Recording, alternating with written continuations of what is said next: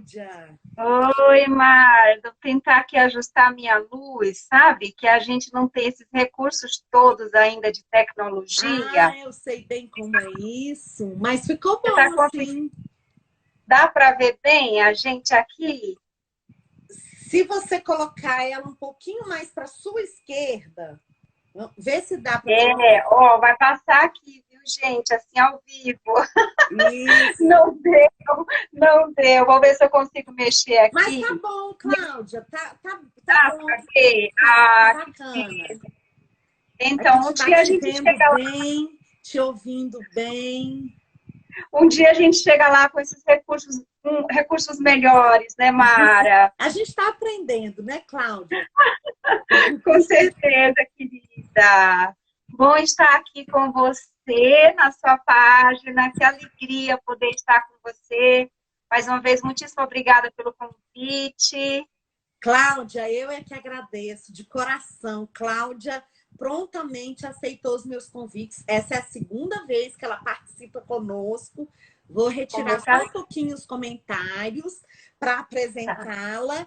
E aí depois você pode seguir na sua fala, tá?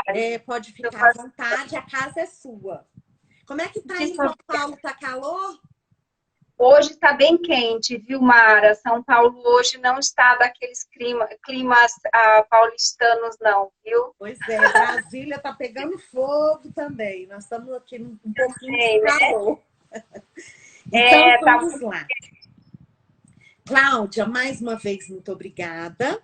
Cláudia Lopes é fonoaudióloga, mestranda no programa de psiquiatria da Faculdade de Medicina da USP, MBA em gestão estratégica da saúde, especialização em fonoaudiologia clínica, com ênfase em neurolinguística pela USP, especialização em reabilitação neuropsicológica cognitiva pelo Departamento de Neurologia do Hospital das Clínicas, aprimoramento em gerontologia, membro da Sociedade Brasileira de Geriatria e Gerontologia, fundadora do Memory Café Brasil, projeto que visa a promoção e inclusão social de idosos com perdas da memória, atua como fonoaudióloga no atendimento clínico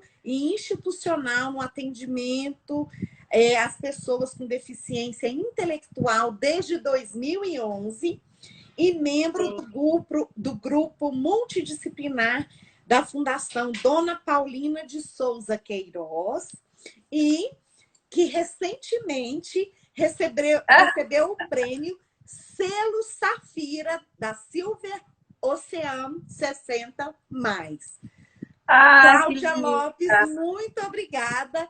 E vamos começar falando sobre esse selo. Explica Ah, para que gente.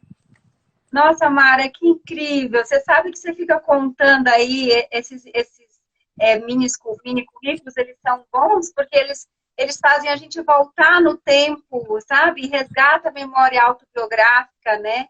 Então, é muito gostoso ouvir.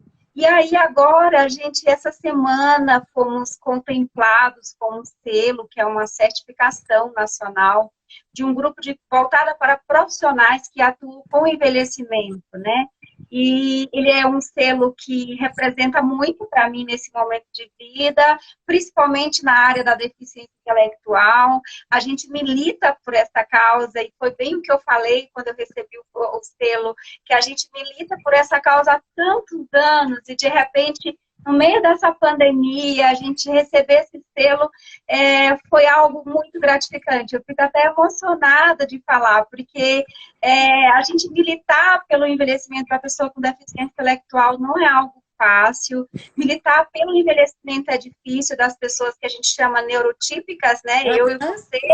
Agora, militar por pessoas com deficiência intelectual é muito, muito solitário, às vezes, difícil, mas vale a pena por vários motivos. Um deles é que quando a gente faz um bom trabalho, a gente é reconhecido. Então, meu coração hoje está que não se aguenta de alegria. E nós gostaríamos de parabenizá-la e desejar assim, muito sucesso.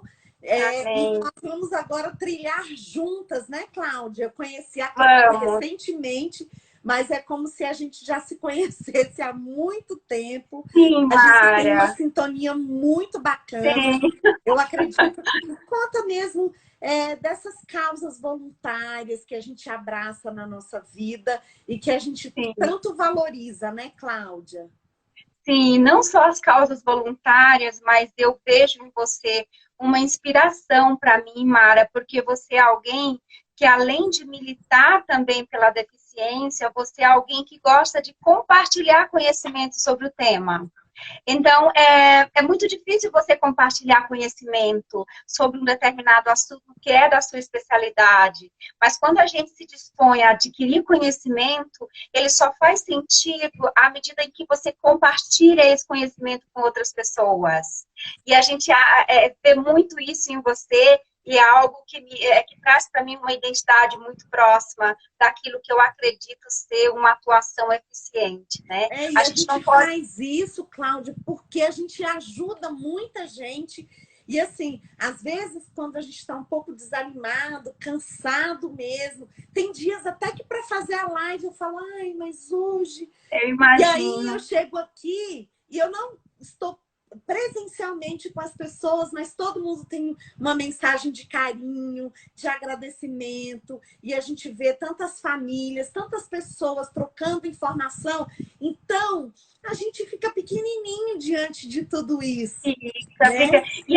E a gente ganha forças, porque assim, por mais solitária que seja a caminhada dos profissionais que atuam com deficiência intelectual e com autismo mais ainda, por mais que ela seja solitária, eu sempre digo, nós somos um dos profissionais mais felizes da face da Terra, porque a gente ama muito o que a gente faz, a gente entende que essa é uma missão da gente, então a gente se dá o máximo, e quando a gente se dá o máximo por uma causa, é impossível a gente não ser feliz. Então é muito bom saber que você também é uma pessoa que luta incansavelmente por essa causa, e logo você também é uma pessoa como eu, muito feliz naquilo que faz. Com certeza. Muito obrigada mais uma vez. E Obrigada, o que é um envelhecimento bem sucedido da pessoa com deficiência intelectual? Como é que a gente pode alcançar isso, Cláudia? Olha, Mara, falar de envelhecimento é algo muito difícil no Brasil. Primeiro porque a gente vem de uma cultura, e eu acho que eu já falei isso quando a gente falou de envelhecimento e autismo. A gente vem de uma cultura onde envelhecer não é algo interessante, não é algo bom, não é algo prazeroso. E eu sempre, quando começo a falar de envelhecimento, eu retomo os nossos preconceitos contra a velhice. Que são aqueles preconceitos que nós usamos no nosso dia a dia, desde a nos referirmos a um objeto velho que a gente não quer mais, a gente acha que esse objeto, quando a gente não quer mais, a gente acha uma forma de descartar. E a forma de descartar não é como acontece na Europa, nos países desenvolvidos. Lá, quando a gente quer descartar um objeto que não nos serve mais, a gente pensa em como beneficiar outra pessoa com aquele objeto, logo, a gente coloca esse objeto num espaço, como, por exemplo, um brechó de valor, onde alguém possa adquirir esse objeto e fazer uso dele novamente. Aqui no Brasil é diferente. Quando a gente não quer algo que está velho, a gente diz o seguinte, joga no lixo, joga fora, dá para alguém, isso não me serve mais, está muito velho. Então, a percepção que nós, brasileiros, temos sobre a velhice é algo que nós precisamos desmistificar e por isso fica tão difícil falar de envelhecimento. Eu até conversei com uma amiga minha, que é doutora em envelhecimento, PhD em envelhecimento, e a gente compartilhou exatamente isso. A gente disse, nossa, Cláudia, mas nós fomos escolher um tema que as pessoas não gostam de ouvir no Brasil. A gente meio que conversando sobre o nosso dia a dia. O certo é que falar de velhice não é algo interessante para muitos brasileiros, mas a gente entende que envelhecer nada mais é do que viver. Então, esse processo todo de envelhecimento, ele faz parte de um ciclo da nossa vida, de uma fase da nossa vida. Eu já fui criança, você já foi adolescente, já fui uma mulher adulta, hoje eu já estou uma mulher acima de 40, daqui a pouco eu estou entrando, como diz meu pai, na casa dos 50, 200, e o envelhecimento para mim não é essa coisa pavorosa, sabe? Que a gente ouve falar por aí. O envelhecimento também não é, Marinha, a associação entre presença de doenças, ou invalidez, ou incapacidade. O envelhecimento, dentro do seu ciclo natural, ele é algo que acompanha um ciclo da vida. Ele tem algumas modificações, assim como ocorre na infância, na adolescência. As crianças elas sofrem modificações de acordo com a sua faixa etária. E no envelhecimento, a gente também passa por modificações de acordo com a nossa faixa etária. Logo, doença não está associada ao envelhecimento. E aí vem a questão do tal envelhecimento bem-sucedido. E o Brasil está envelhecendo, Mara, isso não é mais novidade, né? Todo mundo já sabe, né? Todo mundo já sabe, ao começar na gente. Ao começar em mim, o Brasil está envelhecendo. Então, isso não é mais novidade. Mas, nós precisamos saber como nós vamos fazer com as pessoas que estão envelhecendo. Ou como essas pessoas que estão alcançando a longevidade, como elas fazem para alcançar a longevidade. E aí, esse intervalo entre vida adulta e longevidade é o que nós chamamos de um curso natural da vida que nós chamamos de envelhecimento bem-sucedido. Então, a gente entende que não necessariamente alguém que alcançou a longevidade tem um envelhecimento bem-sucedido, porque você pode alcançar a longevidade com vários problemas psicossociais, emocionais, físicos, cognitivos. Logo, você alcançou a longevidade, mas você não alcançou a longevidade com envelhecimento bem-sucedido. Uma qualidade de vida, né? Com a qualidade de vida, independente de doença. Esse é o conceito de envelhecimento bem-sucedido. E o conceito de envelhecimento bem-sucedido, Marinha, ele não é algo recente. Ele é recente para a gente, que nós estamos num país em desenvolvimento, né? Mas desde 1944 que se discute como as pessoas fazem para envelhecer bem. Como as pessoas fazem para elas envelhecerem sem tanta doença. E essa discussão, ela tem crescido a cada década. A cada década que se passa, mais a gente tem transformações nesses conceitos sobre envelhecimento, longevidade, envelhecimento ativo, envelhecimento bem-sucedido. O envelhecimento bem-sucedido, ele é muito próximo daquilo que nós fazemos, que é a promoção do envelhecimento ativo. No entanto, a promoção do envelhecimento ativo, ela está mais voltada para a alta performance do envelhecimento.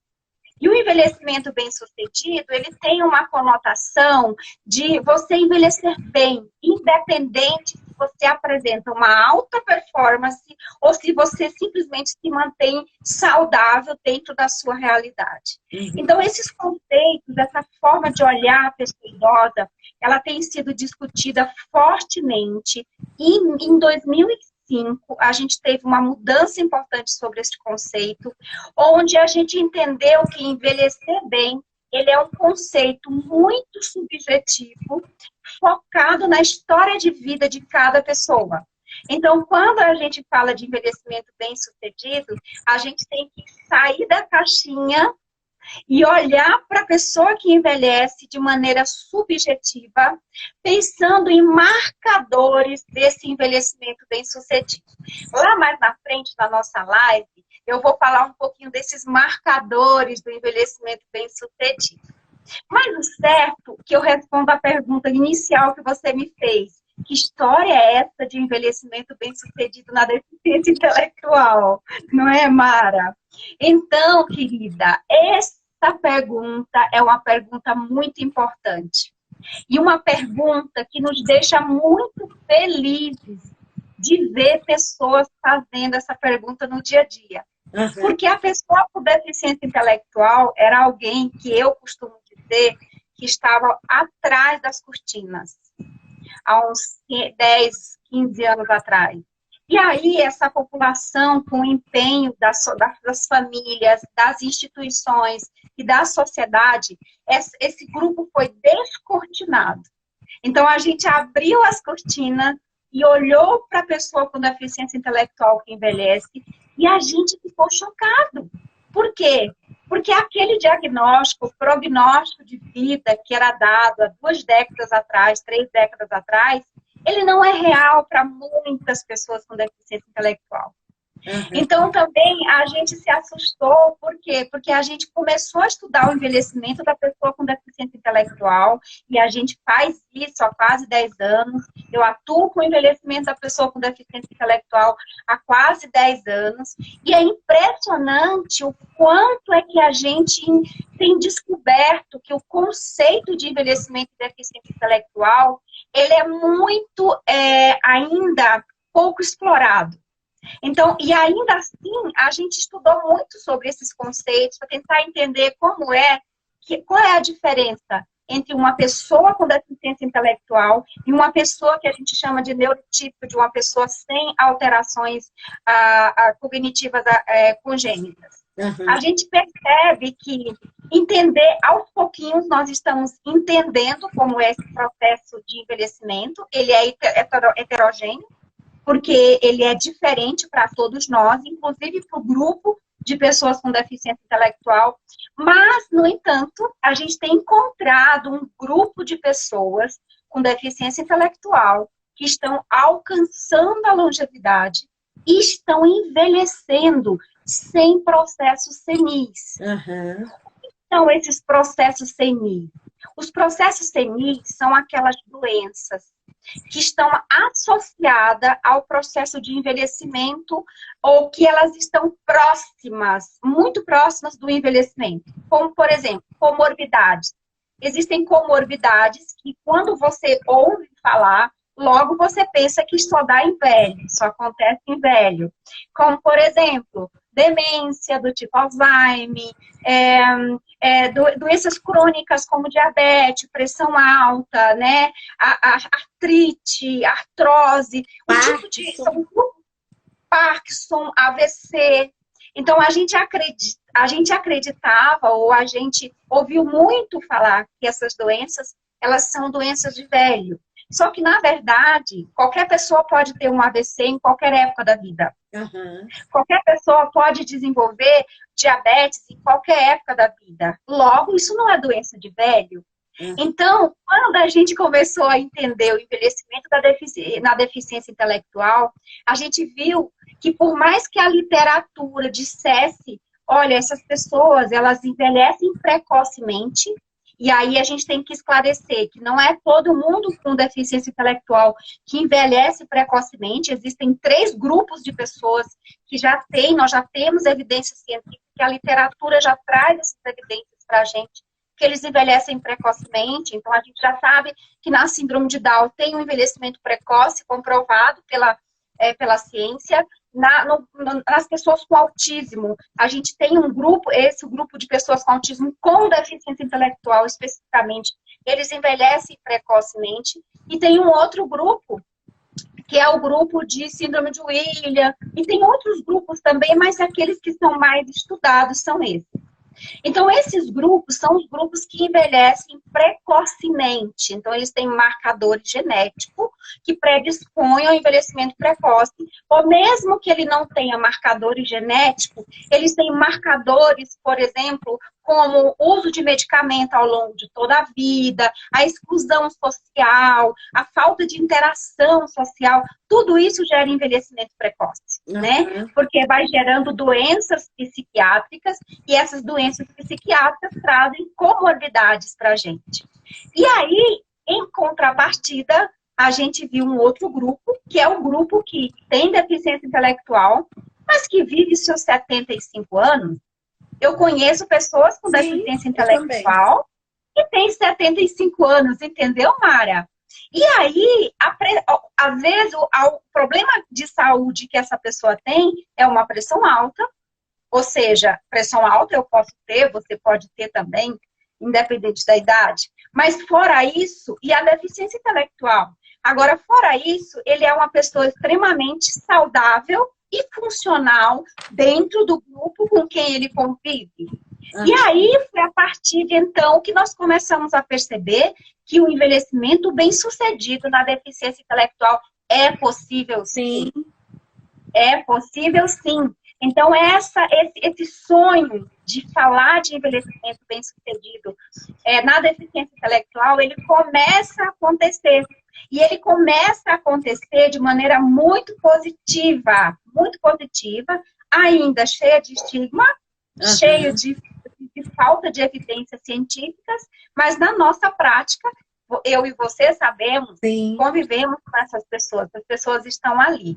Então, isso é muito importante. A gente tem uma pergunta sobre o diagnóstico, assim, não está, vamos dizer, diretamente ligado. A Olivia, do Educa Amor, está dizendo que tem notado na região dela um aumento da porcentagem de pessoas com diagnóstico de deficiência intelectual. Assim, realmente tem aumentado ou o diagnóstico que aumentou? Que você tem na verdade, é o que acontece com o autismo, o que acontece com o TDAH. O que acontece é que nós temos agora no Brasil um grupo de pessoas que estudaram e que conseguem fazer esse diagnóstico, às vezes, até precocemente. Então, o número de diagnósticos aumentaram, não é porque aumentou o número de pessoas com deficiência intelectual, mas porque a gente começou a atender essas pessoas de maneira precoce, né? A gente, um grupo de profissionais, houve um aumento nesse grupo de profissionais que são capacitados para realizar esse diagnóstico, né? Então, isso é muito importante, porque nós temos, inclusive, e eu gosto muito de conversar com a Regina Leonarides, que é uma grande amiga minha, que a gente fala que nós temos na deficiência intelectual um grupo que é oculto. Esse grupo oculto é aquelas pessoas que são deficientes intelectuais, mas que no CID dela diz assim, diagnóstico não esclarecido, ou diagnóstico a esclarecer. Então, você não sabe nada sobre aquela pessoa partindo do pressuposto de um CID, por exemplo. Você só vai saber. Cláudia, se a gente for ver, por exemplo, uma pessoa, vamos dizer aí, com seus 50, 60 anos, que tem diagnóstico, que a gente tem muitos que não têm. Esse diagnóstico, se foi dado na infância, foi dado há 40, 50 anos atrás.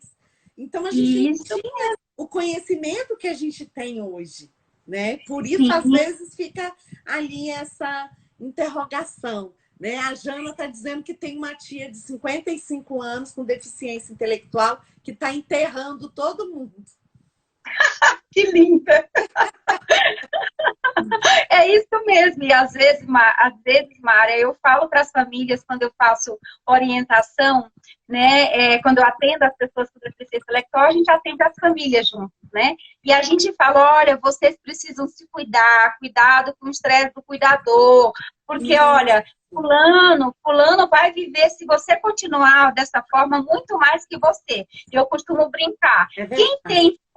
Quem é que tem fono, físio, pedagogo, médico, a pessoa com deficiência intelectual, né? A gente não tem esses profissionais o tempo inteiro cuidando da gente, nem as famílias. Então, os cuidadores também estão envelhecendo, né? Porque geralmente os cuidadores são os pais, os irmãos, tios, avós.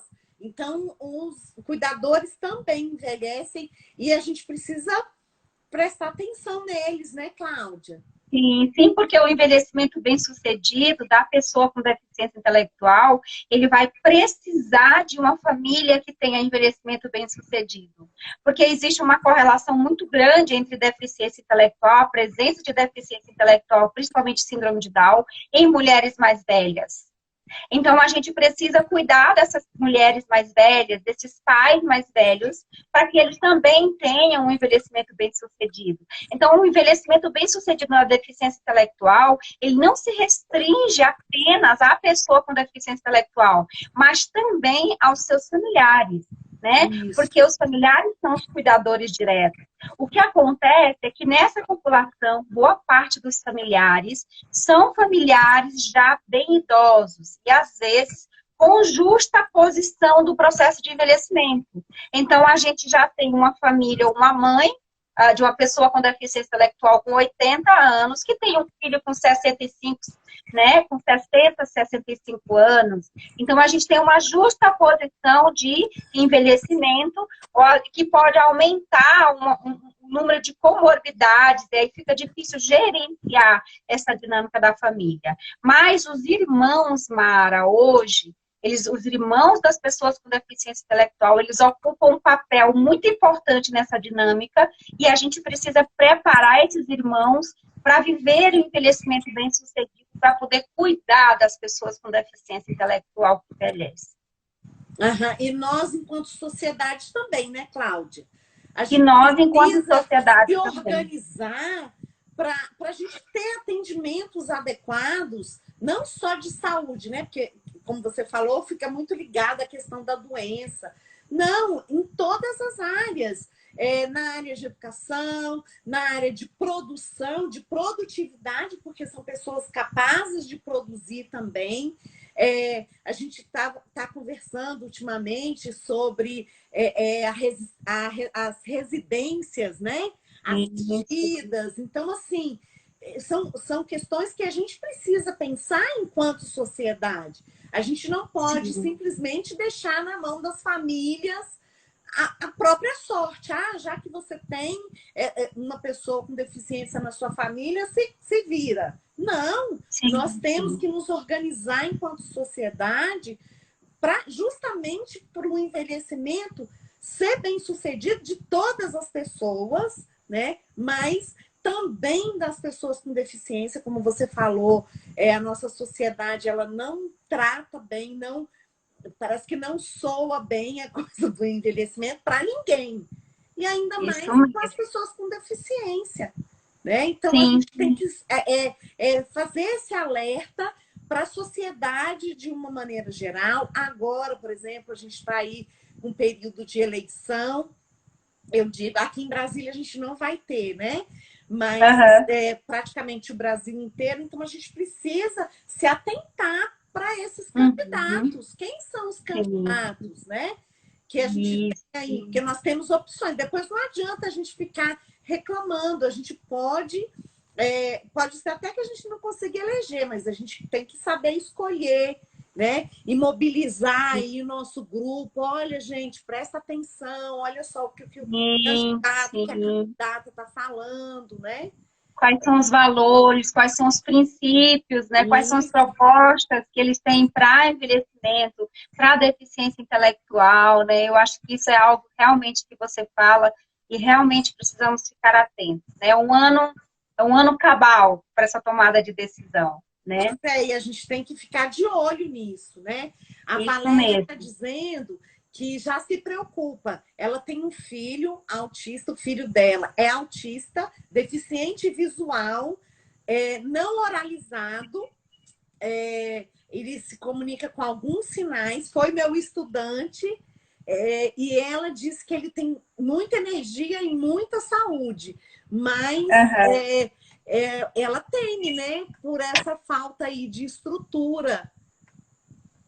Sim, sim, com certeza. Você sabe que nós fomos um dos primeiros profissionais que começamos a falar em live, né, sobre o envelhecimento da pessoa com autismo, né? Nossa primeira live foi sobre isso. E eu lembro que quando foi isso mesmo. E eu lembro que o primeiro texto reflexivo sobre envelhecimento e autismo que eu escrevi para uma revista aqui de São Paulo, para um Instituto de Envelhecimento, eles me pediram, na época eu trabalhava na PA de São Paulo, no setor de envelhecimento, e eles me pediram um texto que eu pudesse falar sobre o envelhecimento da pessoa com deficiência intelectual, e eu escolhi falar sobre o envelhecimento da pessoa com autismo, naquela época, em 2017.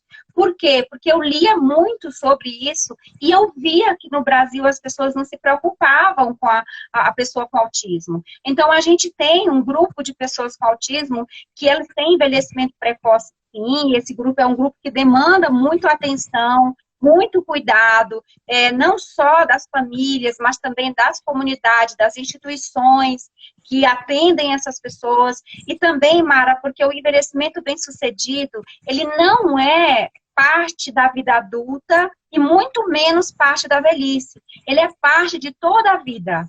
Então, quando você e a Maraísa fala de aprendizado ao longo da vida, vocês estão top, assim, top de linha em conceito de alta tecnologia, de alta abordagem. Porque o que a gente fala de envelhecimento, quando a gente fala de envelhecimento, o que a Organização Mundial de Saúde comenta e recomenda é que a gente faça as pessoas entenderem a velhice desde a infância. Você não pode ter uma velhice bem-sucedida se você teve uma infância maltratada, se você teve uma adolescência excluída. E aí, eu trago um pouco dessa fala, que é uma preocupação dessa família também, para aquilo que você falou. Envelhecer não é mais algo só voltado para a disciplina de saúde. Envelhecer é algo muito subjetivo, que requer a unificação de conceitos biopsicossociais e espirituais. Você sabia disso? Sim. Antes, a gente não considerava os conceitos espirituais dentro da saúde e da velhice. Hoje, a gente entende que tem vários estudos mostrando que pessoas que têm práticas espirituais envelhecem melhor do que pessoas que não têm prática nenhuma espiritual. E aí, esse conjunto de ações biopsicossocial e espiritual faz a gente viver bem melhor. Isso. Então, é por isso que a pessoa com TEA, que a pessoa com deficiência intelectual, com síndrome de Down, eles alcançaram o envelhecimento. E alcançaram por quê? Primeiro ponto, que não é a saúde, a desinstitucionalização dessas pessoas. Então, essas pessoas, elas não podem mais ficar institucionalizadas. Elas podem até se vincular a uma instituição. E eu falo isso, Mara, porque o ano passado eu fui visitar um instituto John Landau, lá na Inglaterra. E eu fiquei muito assustada. Eu tive uma experiência de uma semana lá na Inglaterra. E a gente ficou lá no Instituto John Landau, porque a gente queria entender como era que as pessoas da Inglaterra, dessa região, viviam a sua independência na velhice. E eu tive a oportunidade de acompanhar um grupo de idosos com síndrome de Down, que eram vinculados ao Instituto John Landau, e eles eram assistidos pela sua comunidade, por sua família. Então, uma vez por mês, eles vão lá no Instituto, recebem as orientações que eles precisam receber, e aí, em seguida, ele não é do Instituto John Landau, ele é da comunidade, ele é da família, ele é do espaço em que ele reside. E isso foi numa região que eu conheci na Inglaterra. Depois eu fui para outra região da Inglaterra para conhecer também um outro grupo. E lá eu tive a oportunidade de encontrar pessoas idosas com síndrome de Down e tomando café no maior supermercado, por exemplo, de Bath, que é uma cidade do interior da Inglaterra. Então, essas pessoas, elas vivem com autonomia e independência, porque a desinstitucionalização, ela é muito importante para a promoção desse envelhecimento bem-sucedido. Não dá para a gente pensar em envelhecimento bem-sucedido se a gente não olhar a pessoa como um cidadão de direito e como um cidadão pleno em todas as áreas da vida dele. Isso, por isso que a gente acredita na aprendizagem ao longo da vida. A gente fala isso direto, né? Porque a gente sempre está aprendendo. É o que você falou, o envelhecimento ele é uma das fases da nossa vida. Mas a gente tem várias fases e a gente pode aprender em todas elas. Né? A Jana está dizendo que a residência assistida tem que ser pauta de políticas públicas. Jana, a gente já está discutindo. Perfeito. Inclusive, eu sempre indico as pessoas, procurem aí nas redes sociais, vamos entrar nos grupos para a gente falar sobre isso. Né? Vamos. Inclusive, a gente pode... Isso. Precisamos. Inclusive, a gente pode até conversar e transformar isso num assunto de uma outra live, porque a gente já tem muitas novidades a respeito disso, principalmente aqui no Brasil, a gente começa a ver uma mobilização importante, aí eu parabenizo esses primeiros militantes nessa causa, porque realmente é um desafio. Mas aí, Mara, voltando para os determinantes do envelhecimento bem-sucedido. Então, só para deixar bem claro que essas pessoas com deficiência intelectual, elas podem alcançar a longevidade, mas elas precisam alcançar a longevidade sendo felizes. Então, vivendo bem. Para elas viverem bem, a gente precisa cuidar dos aspectos econômicos, que são os marcadores do envelhecimento ativo, do envelhecimento bem-sucedido. A gente tem que cuidar dos marcadores do envelhecimento, a gente tem que cuidar da saúde, dos marcadores sociais, a gente tem que cuidar dos marcadores de aprendizagem, que são os marcadores cognitivos, a gente tem que cuidar dos determinantes pessoais, idade, sexo, escolaridade, onde vive, qual é o núcleo, qual é a comunidade, de onde ele recebe suporte, os marcadores psicológicos, que são super importantes. Eu não sei se você sabe, mas poucas pessoas idosas, não só idosas, eu acredito que você também vai concordar, muitas pessoas com deficiência intelectual, com TEA e síndrome de Down, elas não vivenciam o luto dos seus familiares. Eu vou te contar, Mara, e eu falo isso para todo mundo quando eu posso, que existem muitas pessoas com deficiência intelectual em que seus entes queridos são enterrados e eles não ficam sabendo. Simplesmente só vão saber depois de um tempo em que a pessoa desapareceu de casa ou foi para o hospital e não mais voltou, e esse assunto então é trazido à mesa, ele é conversado com a pessoa com deficiência intelectual. E quando a gente faz isso, enquanto familiar, enquanto cuidador, a gente exclui ou tira esse determinante do envelhecimento bem-sucedido, que são considerar os aspectos psicológicos da pessoa com deficiência intelectual. A pessoa com deficiência intelectual, ela precisa expressar suas emoções, e aí a gente vai ter psicólogos, profissionais especializados nesse assunto que facilitam essa expressão das emoções, cuidado da vida psicológica é muito importante, e o fator determinante também que está relacionado à vida social da pessoa com deficiência intelectual. E a desinstitucionalização, ela entra nesse fator social que é de extrema relevância para o envelhecimento bem-sucedido. Nossa, muito importante, né, Cláudia? Deixa eu só te cortar um pouquinho e vamos falar só um pouquinho do nosso curso. Que a gente tem uns minutos. E hoje algumas pessoas já entraram em contato. Porque aí a gente está praticamente na última semana aí para receber, né, novos cursistas. É um curso de pós-graduação, gente. Não é um curso livre, um curso com uma carga horária reduzida. Não, é um curso de pós-graduação. Aprovado pelo MEC. Isso, aprovado pelo MEC. Agora, nessa situação emergencial, ele vai ser à distância, online. Ele foi pensado para ser presencial, inclusive a gente já tinha alguns estados que a gente ia passar, mas infelizmente com a pandemia não deu, então agora nós vamos fazer online, né? Reconhecido pelo Ministério da Educação, é um curso de pós-graduação, e a Cláudia vai nos brindar com duas disciplinas. E eu gostaria que você falasse assim, rapidinho, que a gente tem 10 minutos. Claro. 10 já, Mara? Super rápido, né, Cláudia? Puxa vida! Mas, enfim, é bom porque daí a gente deixa esses detalhes para a gente conversar no curso de pós-graduação. Esse curso de pós-graduação do Instituto Saber, ele é, na verdade, Mara, um sonho para mim. E eu falo, toda vez que eu te vejo, que a gente fala nesse curso, eu falo, Mara, eu estou vivendo um sonho. Porque há 10 anos atrás, isso era tão impossível de acontecer, tão impossível. E aí você vê um curso formatado, com uma grade horária linda, com conteúdo programático maravilhoso, com professores incríveis, é realmente um sonho. Então, nós estamos na última semana, não deixem de participar, ainda dá tempo de você fazer a sua inscrição.